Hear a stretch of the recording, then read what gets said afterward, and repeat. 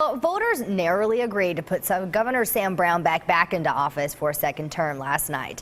He had to fight to the end to keep his position, partially because so many school districts had complained that he has taken money away from classrooms. Our Amy Hawley has spent the day looking into the numbers today. And Amy, I guess the million-dollar question now is, did he actually take money from schools, right? Well, we talked to the Kansas Department of Education, and they say when Governor Brownback won office back in 2010, schools got $3,937 per student, and that has fallen to $3,852 projected for the next school year.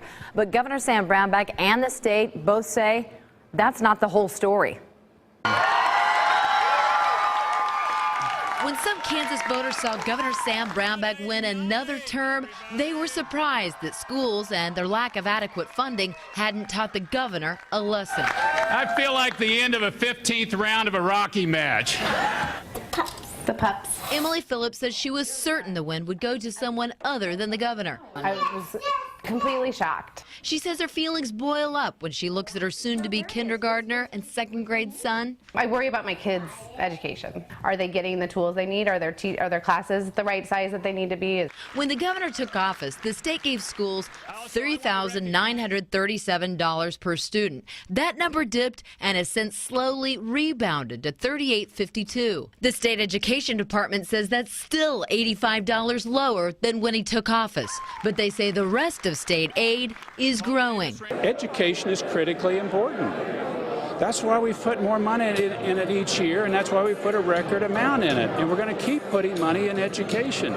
The dip in funding came from a recession before Brownback arrived. But the KNEA says instead of adding money to restore adequate funding, the governor instead implemented deep income tax cuts for small business owners. Schools are laying off key personnel, bus drivers. Schools are being closed. We have put more money in education, and we're at record spending levels, and we're going to keep putting money in education because Kansans want that, and I want that. Now, Governor Brownback says the income tax cuts he's implemented are supposed to bring more business to Kansas and therefore more money eventually to schools. But he says all of that takes time. Meanwhile, Emily Phillips says she's worried her child is being used as a guinea pig in the middle of an economic experiment. A court later this year will decide what the state really should be paying to adequately fund students in Kansas. Amy Hawley, 41 Action News.